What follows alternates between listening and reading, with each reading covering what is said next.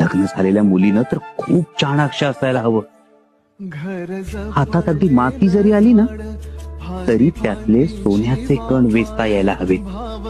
प्रतिकूल परिस्थितीला सुद्धा अनुकूल करण्याची खुबी आपल्याला जमायला हवी. आम्हाला नेहमीच वाटतं, आम्ही नेहमीच ऐकत आलो आहोत, संसाराच्या सुखाची पहिली पायरी असते समंजस मनमिळावू पत्नी. पत्नीनं घरादारात एकोपा ठेवायचा असतो. पत्नीनं पतीची बुद्धीनं तेजानं आरोग्यानं साथ द्यायला हवी. आयुष्याच्या प्रत्येक लढाईत पतीच्या खांद्याला खांदा लावून उभं राहायला हवं. तो खरा संसार. आबासाहेब, आम्हाला हे का सांगताय?